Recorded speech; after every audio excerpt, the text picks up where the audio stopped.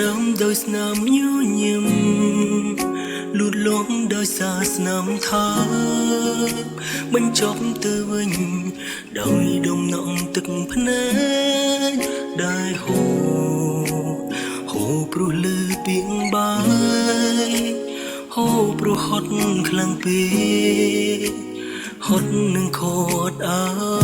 រម្មណ៍អ្នកបង្រៀនឲ្យខ្ញុំចេះស្រឡាញ់តែមិនបានបង្រៀនឲ្យឈប់ស្រឡាញ់អ្នកចូលមកហើយក៏ដើរចេញទៅវិញទុកឲ្យខ្ញុំឈឺប៉ុនសិលទុកត្រឹមតែអតីតកាលរាល់អនុស្សាវរីយ៍ដែលហើយលែងលឺឈឺចាប់ឈឺរត់ទឹកភ្នែកអូនធ្លាប់និយាយថាមិនចង់ឃើញបងយំ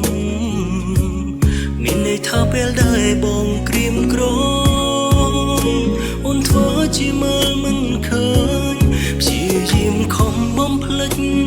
រាល់រឿងរ៉ាវមួយដូចកាន់តែរំលឹកឲ្យនឹកឃើញអនុស្សាវរីយ៍ដែលធ្លាប់កើតឡើងយើងទាំងពីរ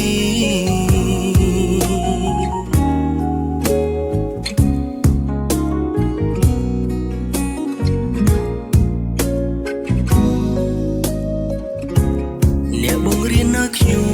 ចេះស្រឡាញ់តែមិនបានបង្រៀនឲ្យឈប់ស្រឡាញ់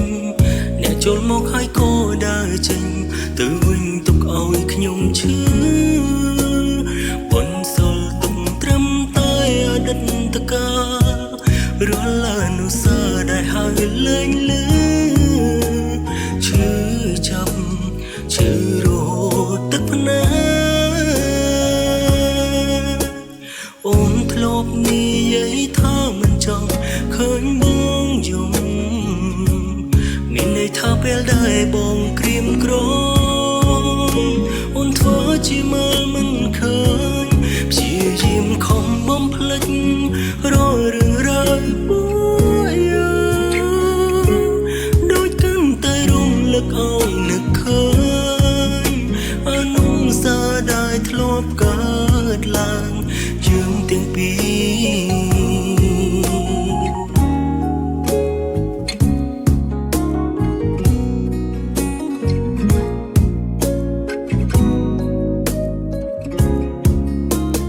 អូនធ្លាប់និយាយថាមិនចង់ឃើញបងយំ